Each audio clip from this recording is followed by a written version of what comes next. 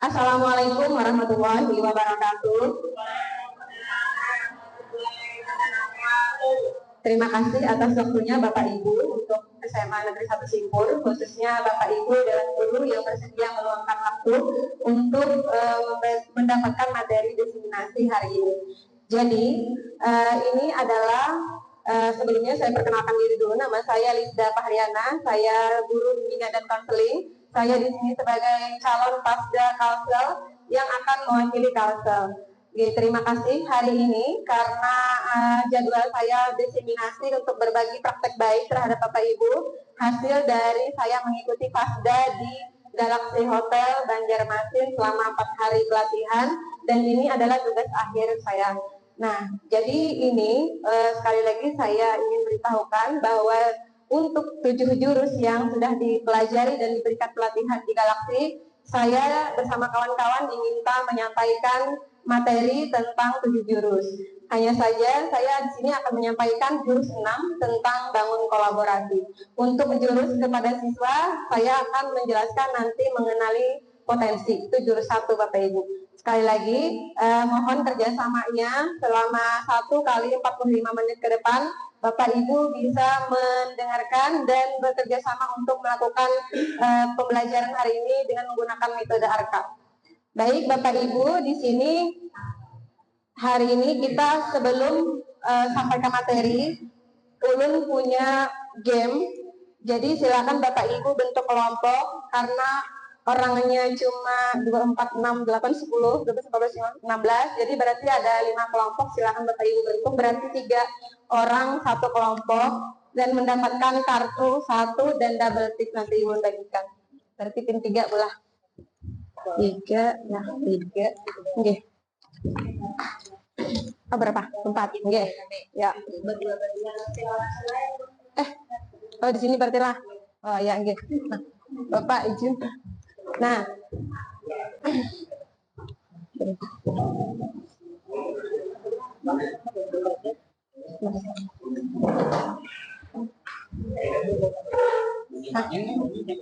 Tanpa pendek, Nah, double tipnya belum. Jadi mohon Bapak Ibu dengarkan petunjuknya. Nanti kartu yang ada di tangan Bapak Ibu dibuat menara. Kalau bisa tidak usah terlalu tinggi, tapi harus kokoh. Nah, nanti di sesi akhir Bapak Ibu kelompok 1 akan menguji kekuatan kelompok 2. Kemudian kelompok 2 akan menguji kelompok 3 dan kelompok 4 dan 5 akan saling menguji. Bisa dimengerti Bapak Ibu? Oke, ulun waktunya dari sekitar 5 menit ke depan atau 10 menit. Oke, tunggu Bapak Ibu.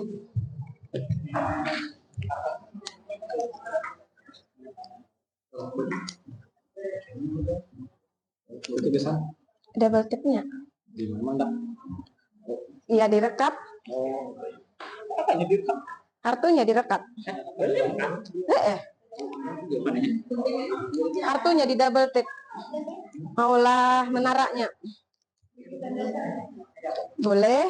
Gantian bisa aja. Kayak apa caranya? Tinggi. Gantiannya lah. Dibuat bangunan.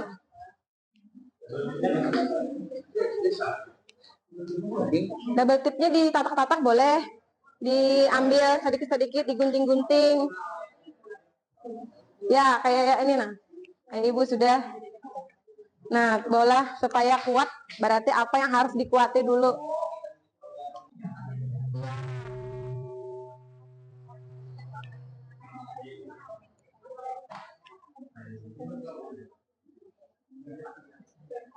Kalau bisa digunting-gunting dulu, jadi guntingnya bisa kawan yang lain tempel ke meja kah dulu, supaya bergantian. Bakokohan.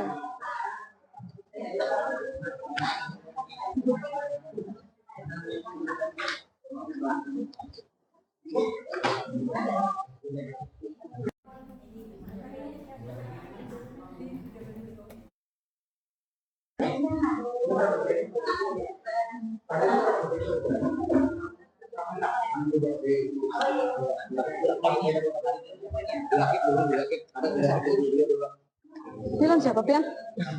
Pak Apik di mana kelompoknya sini ya Pak? Oh sini Bang siapa? Lawan kamu teh. Oh Pak Apik sini Jar. Kayak itu kan di sini aja Kian. Di situ kayak aja nah. Sini aja. Ada. Kada awal aja.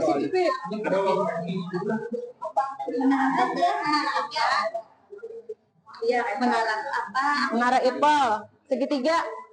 Segitiga kayak ini. Iya, menara Eiffel itu kan tinggi, bilangnya kalah. Nah. Pokoknya jadi kayak menara lah. Waktunya ya 10 menit lah.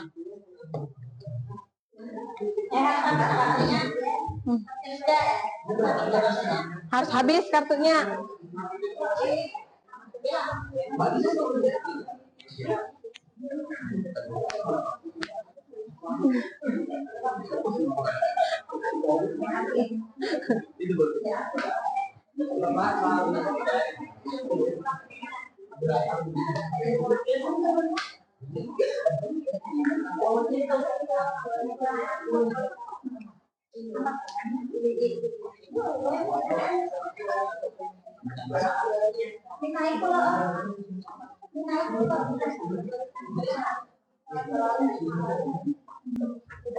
Jangan lupa Bapak Ibu habis ini diuji kekuatannya oleh kelompok lain.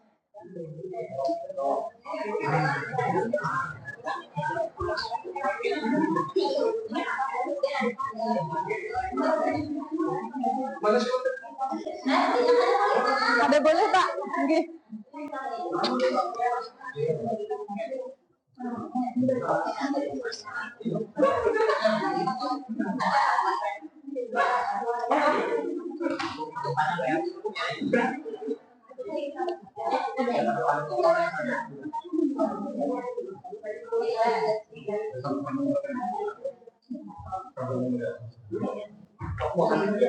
Kokoh.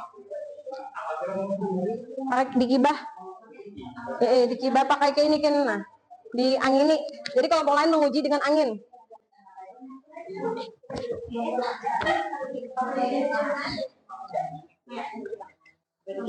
Jangan lupa habis ini dikibah lah Bapak Ibu. Pian kalau hendak tes ampun Pian dikibah ampun seorang dulu.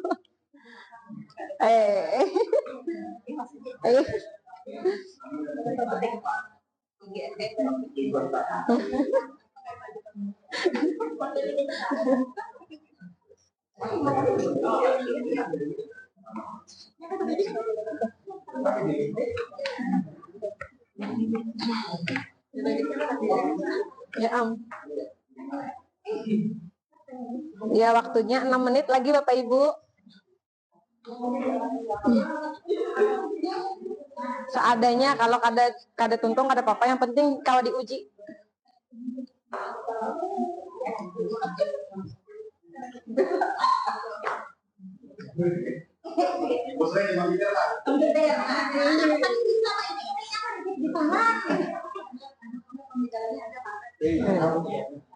Jadi kami balikin ke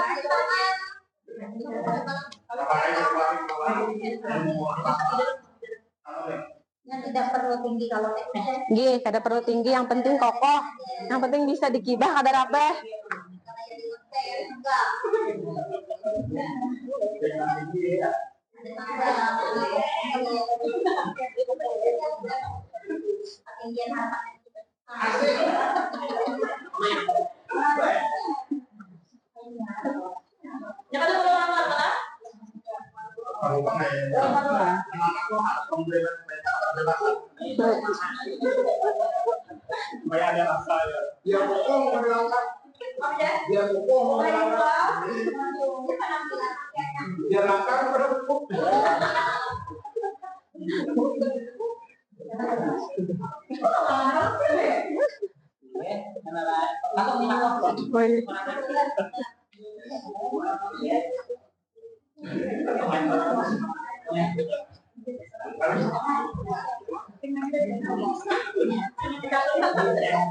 Boleh, anak habis bagus. Kalau kada habis ya ada apa Jepang. Penting kokoh aja.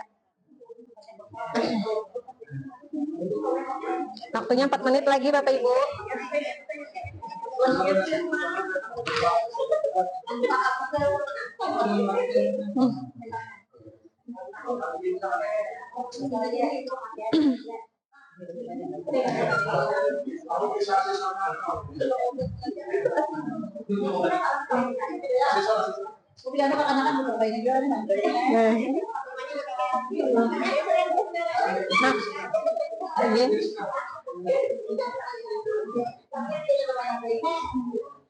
Ya, 3 menit lagi Bapak Ibu.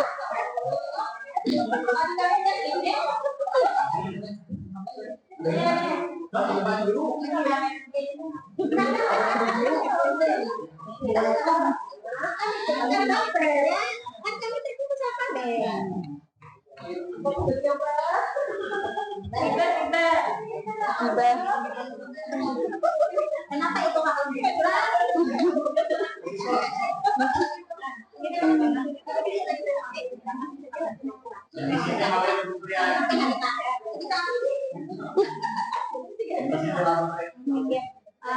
Jadi saya mau ngomong pribadi IPA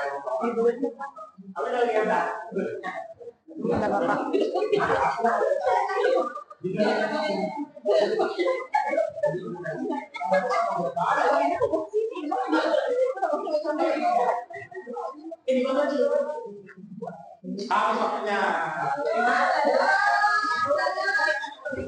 Ya, waktunya 1 menit lagi. 1 menit.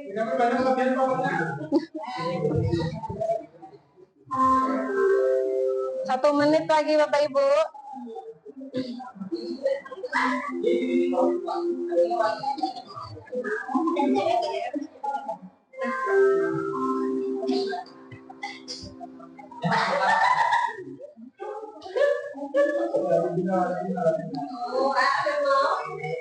Ya, 30 detik lagi.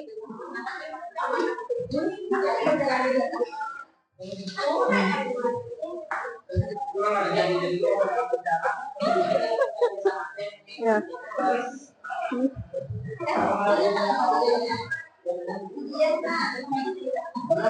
Ya, 10 detik lagi.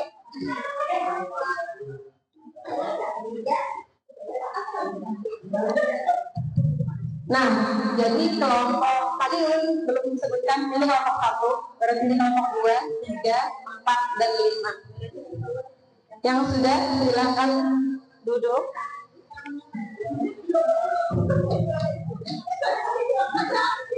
Berarti kelompok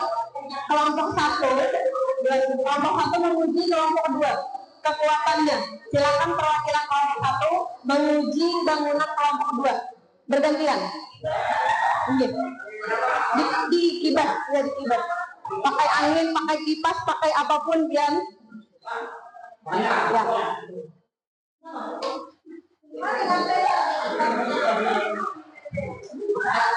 Ya. Sudah? Berarti gantian. Gantian boleh dengan apapun.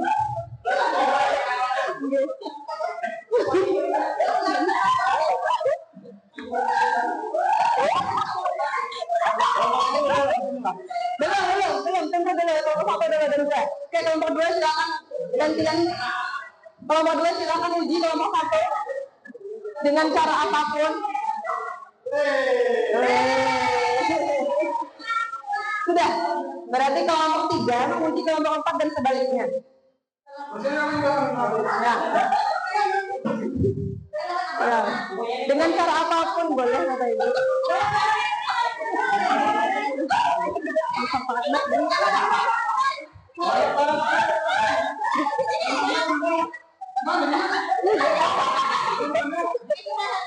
Ya, yang ini Pak, yang ini.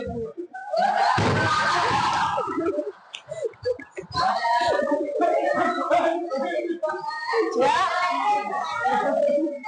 Ya, kelompok 3 menguji kelompok balik kelompok 2. Kelompok 3 uji kelompok 2 dulu. Nih. Boleh, habis ini. Kelompok 3 menguji kelompok 2 dulu, Bu. Bu sini, Bu. Ke sini, Bu. Sini dulu. Ya. Ya. Ya, diuji. Hah?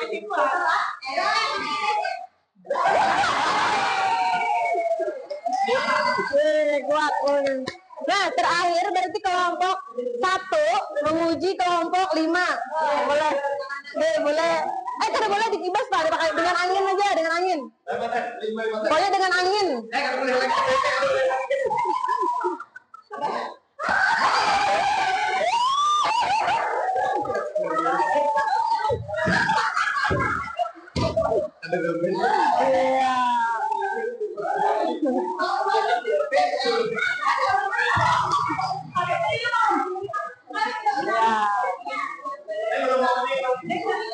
Oh ya, kelompok 5 menguji kelompok siapa tadi? Boleh, bebas saja Bu. Ayo storing bener. Ya, kelompok 5 menguji kelompok 1. Balik. Pakai apapun Tian, boleh.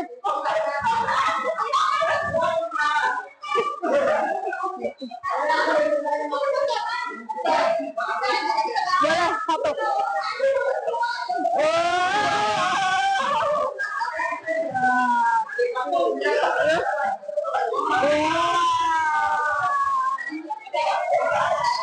Ini mana tinggi, mana Ya, baik Bapak Ibu, karena tadi berhasil ke seluruh kelompok, berarti ini minta refleksinya. Kelompok 1 dulu, Bapak boleh minta refleksinya kenapa bangunan Bapak sampai sekuat ini? Oh, apa kan? Kenapa kalau kami di luar? Ya. Bersama dengan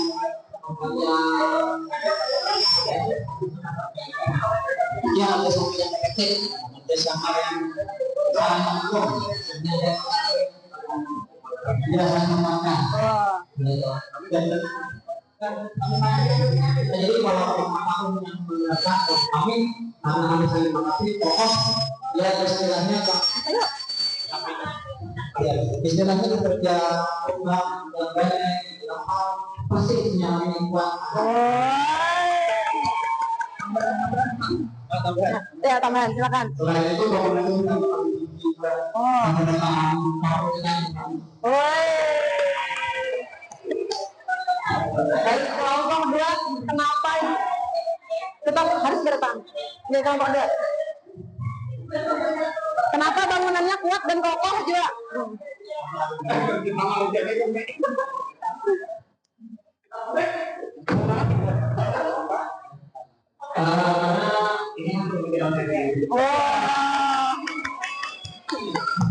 jadi mungkin pada presiden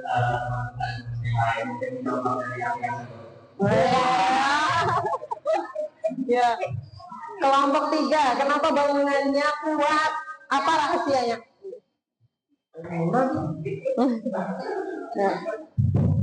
Kalau tadi mengalami menggunakan HP ya habis, tadi masih ada sisanya. HP sudah bentuknya ke atas dan lebih ke atas. Jadi kami kadang-kadang nanti untuk membuat bangunannya. Nah kemudian kenapa tadi tidak roboh ketika angin? Karena tadi kami menggunakan semua sumber yang ada tadi kemudian kartu-kartunya kemudian diletakkan itu sudah sangat solid di bangunan ini. Tidak roboh. Iya. Oke. Nah, terakhir kelompok 5. Kenapa? Kelompok 4. Kelompok 4 ini. Kelompok 4 kuat juga. Ya, kenapa rahasianya, Bu? Oke, tadi kami mungkin saling mengenai satu sama lain.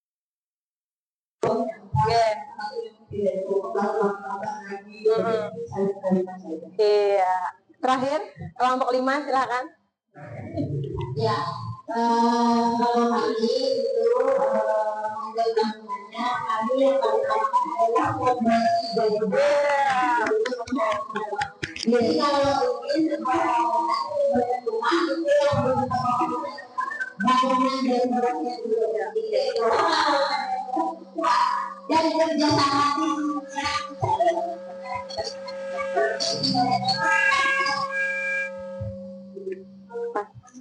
jadi kalau bangunan itu sudah bentuknya kuat, kemudian ditambah sama yang kuat, maka itu menuju jadi puncak itu akan semakin mudah dan juga mudah untuk dirobohkan.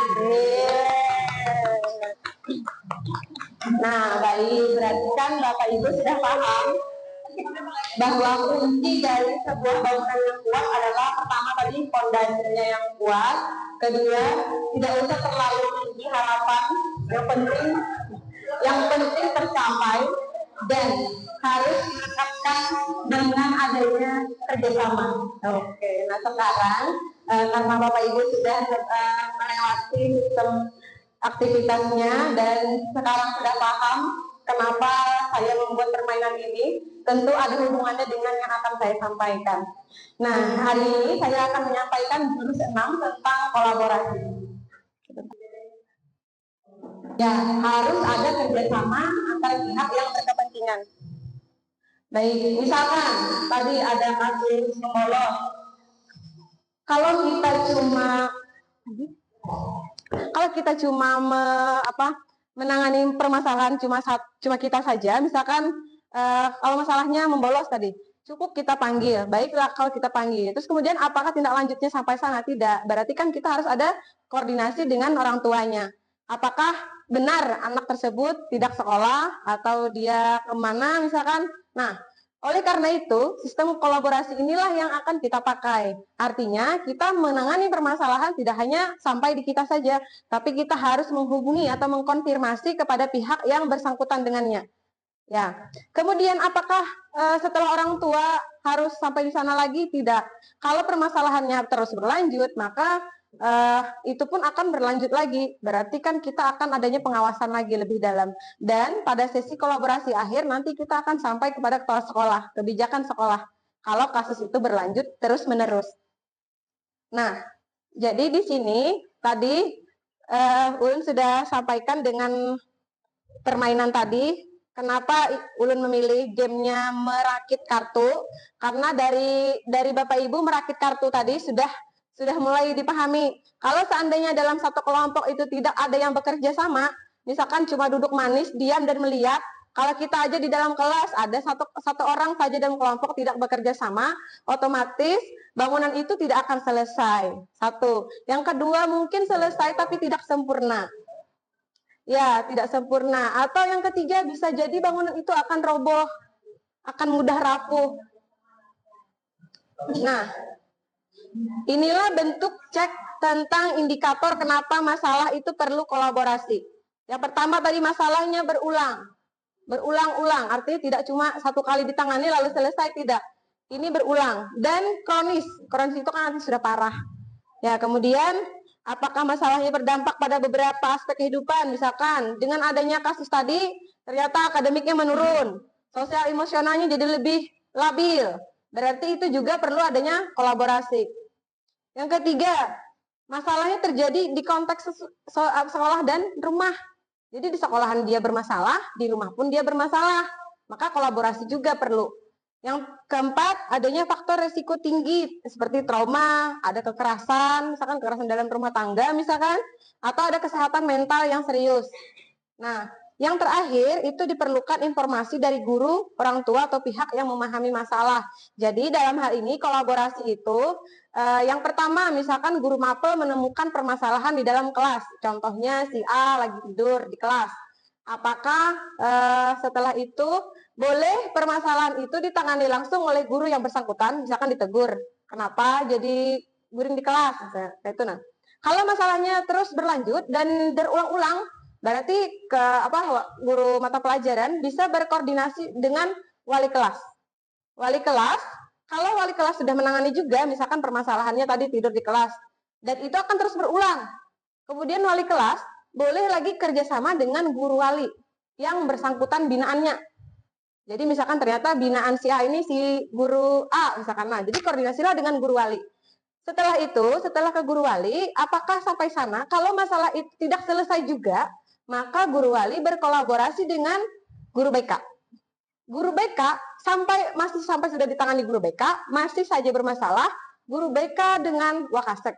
Ya, boleh ke Wakasek dulu atau ke guru BK dulu. Artinya Wakasek dan guru BK itu sudah ranah di tingkat 2. Artinya setelah ini terakhir adalah kepala sekolah. Jadi kepala sekolah itu adalah pemutus kebijakan terakhir.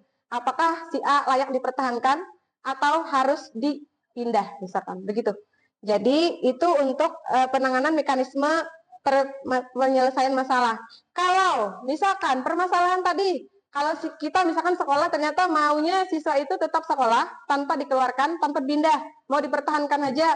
Ya, jadi boleh kepala sekolah itu mereferal dengan guru BK, bekerja sama dengan guru BK, mereferal. Referal itu artinya pengalihan kasus kepada orang yang lebih berwenang.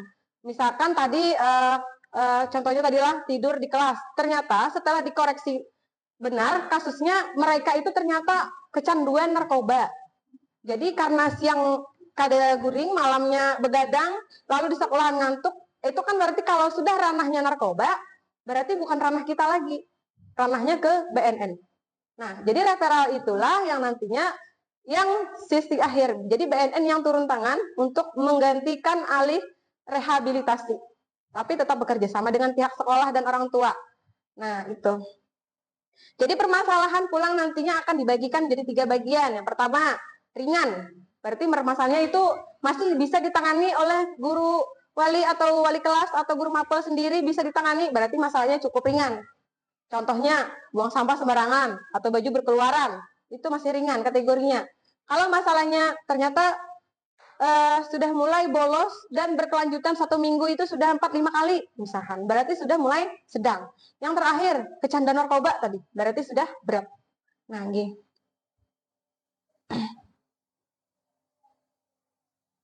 Nah, ini tadi untuk mekanismenya. Kalau kita mau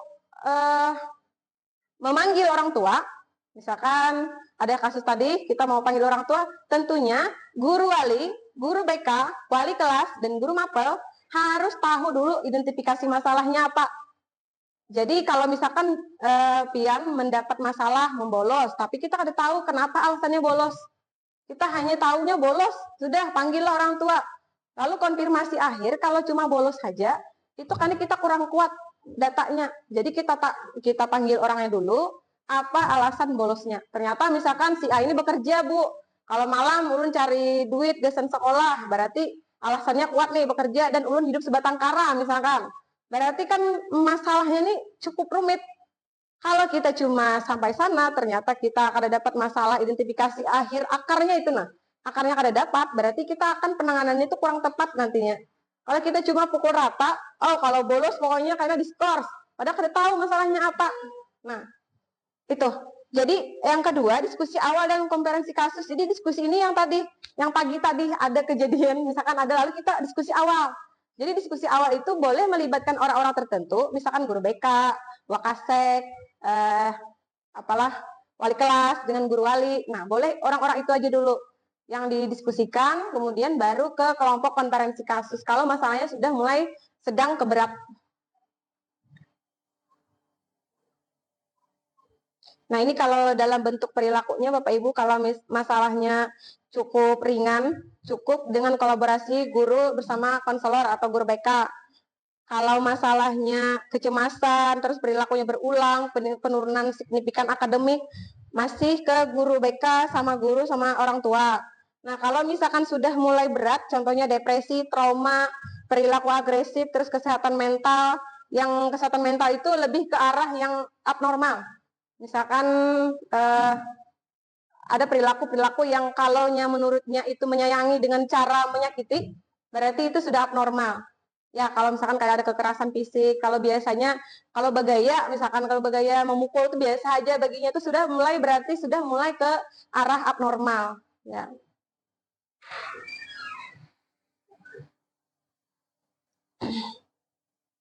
Nah, kalau ini kita sudah laksanakan bentuk keterlibatan orang tua. Yang pertama, pertemuan dengan guru, itu sudah ada di awal kita MPLS, ya Bapak Ibu. Ya, karena kita sudah ada grup paguyuban, juga sudah ada. Kemudian kegiatan sosial di sekolah, misalkan kayak gotong royong sudah ada. Dan ini sudah kita laksanakan. Kalau hari ayah, hari ibu mungkin nanti PR. Nah, ini. Nah, sudah sampai ini materi yang akan ulun sampaikan. Kemudian ini ada waktu 10 menit ke depan. Bapak Ibu ulun mintakan mengisi lembar sama dengan kelompok yang sama, tapi ini bagi dua, Bapak Kendra sama Lutfi berdua. Nah, ini diisi Pak. di checklist saja. Sini lah. Sini ya Bu. 1, 2, oh 5 aja 5. Berarti sini, oke. Sini. Nah, oke. Nama itu kelompok aja Gen. Berarti kelompok 1, 2, 3, 4 dan 5. Kayak itu aja Gen. Ya, guru mata pelajaran dan tulis PJOK, BK, itu sosiologi, kimia. Nah, itu waktunya 10 menit Bapak Ibu. Mata pelajarannya PIAN, fisika, berarti bahasa Indonesia sama seni budaya. Kalau di lembar pertama, Bapak Ibu tinggal checklist saja yang menurut Bapak Ibu itu setuju atau tidak setuju. Ya, pertanyaannya. Kelompok 1. Ya, tepat. Kadosah ya di bawah. Ya, yang kedua, lembar kedua itu LKPD Bapak Ibu. Jadi PIAN menulis satu permasalahan aja. Contohnya kasusnya apa, pemecahannya kayak apa, mekanismenya bagaimana. Kalau lembar ketiga ada usah diisi Bapak Ibu karena itu ulun yang akan mengisinya. Ya. Sudah itu aja. Satu aja.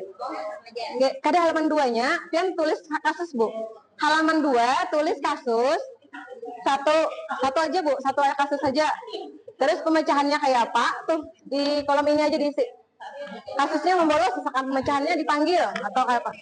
Itu diisi Bu, di checklist. Ya, lembar keempat di checklist lagi Bapak Ibu, lembar keempat.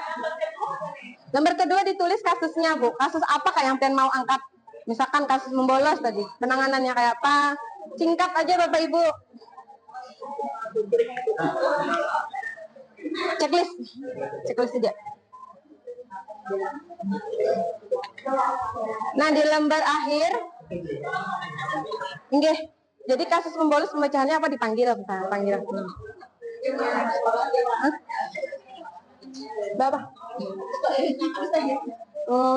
Apa ya leh? Barangnya kasus apa itu kan kayak kalau itu drama ya.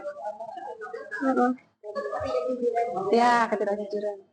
Kalau lembar terakhir nih itu pian kayaknya biar aja sedikit aja diisi masalahnya apa, terus checklist di bawahnya.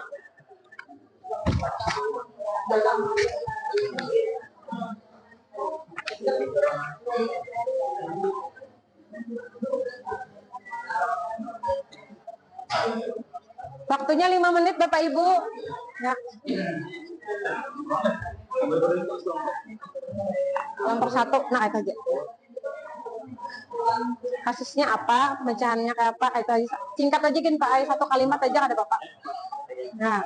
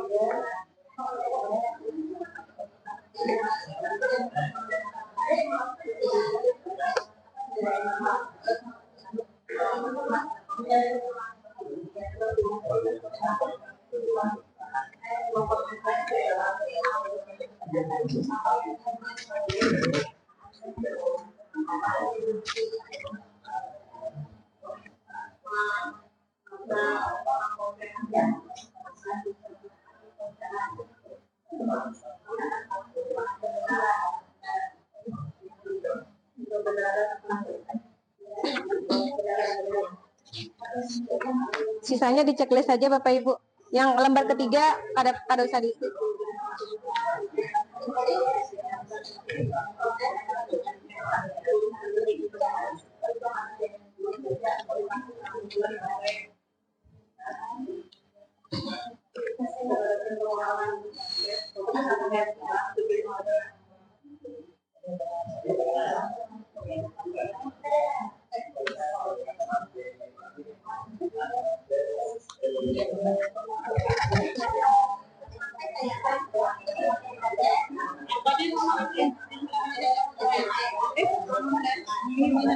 Angin. Checklist saja Bu. Oke. Itu ditulis Bu, tuh jenis masalah yang Bapak Ibu ketahui. Yang kayak tadi juga Bu, kalau ada yang lain masalahnya. Kalau yang kadada kalau sama akan jangan apa juga. Oke.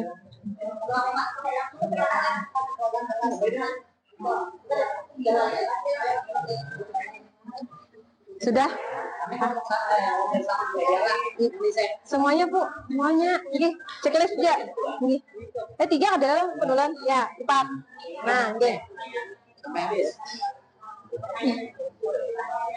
Checklist saja.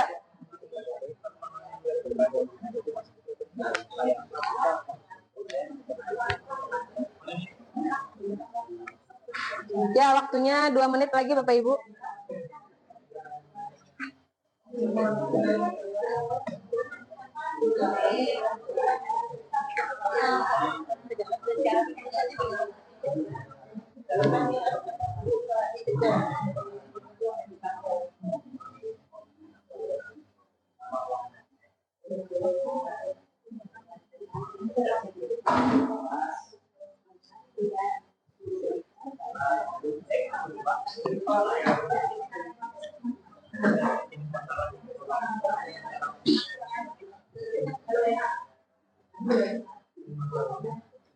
Ya, waktunya 1 menit lagi Bapak Ibu.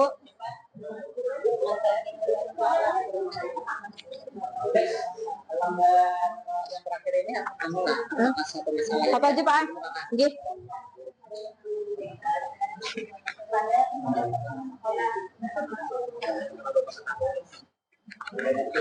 Oke. Tapi masalahnya kalau ada yang lain, kalau ada yang boleh itu masalahnya juga ditulis.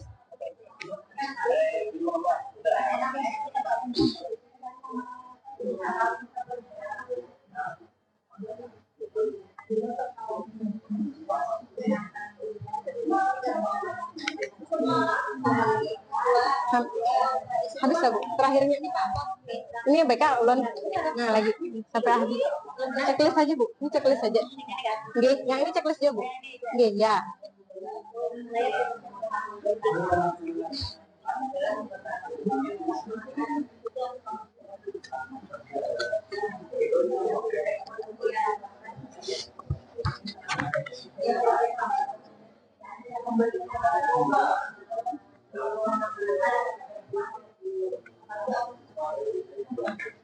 Ya Bapak Ibu, waktunya sudah habis. Nggih. Bapak. Nggih. Ulun ambil Bapak Ibu, sudah kah? Sudah, Bu. Nggih.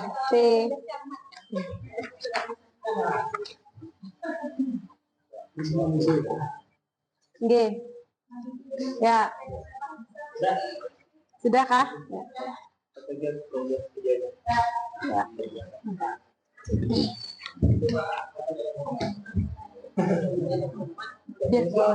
Biar.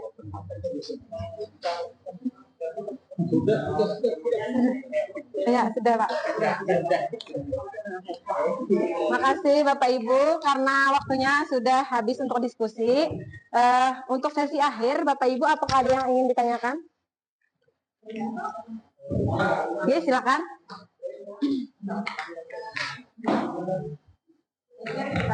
Oke.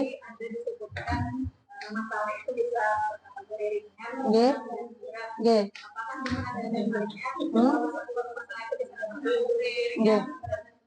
Oke. Ya, baik. Apakah pertanyaan tadi, apakah setiap permasalahan itu bisa dikategorikan dan ada daftarnya, Bu? Oke. Untuk pendaftaran masalah itu ada Bu di buku poin kita.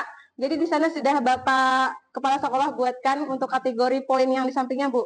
Di sampingnya di atasnya kan ada kasus ringan, terus ada kasus berat sama kasus sedang sama kasus berat. Dan itu sudah dikeluarkan oleh kepala sekolah di buku kita waktu MPLS, Bu. Nggih, buku tata tertib yang biasa dibagi di awal siswa masuk. Nggih. Contohnya tadi ulun beri contoh kalau siswa masalahnya membolos itu masih sudah sedang. Kalau baju berkeluaran, rambut panjang, kuku panjang itu itu ringan. Tapi kalau sudah masalahnya kayak sudah ada depresi, ada tindakan kekerasan, berarti sudah berat. Nggih, itu Bu jawabannya. Nggih. Udah, silakan. Nggih. Jadi untuk kelas tadi ada kasus ringan, kasus sedang, dan kasus berat. Gimana kalau pandangan guru wali? Apakah guru wali cuma menghadapi kasus ringan? Apakah kasus sedang? Oke. Untuk klasifikasi yang ditangani guru wali itu tidak harus apakah dia harus, kalau ringan misalkan boleh dia sendiri, kalau sedang boleh sudah kolaborasi, itu tergantung kemampuan guru wali, Pak. Tapi kalau misalkan, tapi tidak mungkin Pak, kalau masalah itu berat pasti ada orang lain yang dilibatkan. Kalau masalah itu berat, contohnya tadi kayak lempok misalkan atau narkoba, kita kadang mungkin bisa menyelesaikan seorang Bapak Ibu karena itu bukan ranah kita. Nah, kalau sedang misalkan boleh ditangani pribadi. Kalau contohnya berjebol keluaran, cukup ditegur. Dan misalkan sudah baik, ya sudah selesai. Ya. Misalnya siswa kita kan guru wali nanti semuanya mesti WA, itu maksud sedang itu masih bisa ditangani guru wali itu. Itu tergantung kebijakan sekolah, Pak. Kalau sekolah kita memberikan izin lewat WA saja boleh dikonfirmasi ya silahkan. Kalau sekolahnya punya kebijakan itu.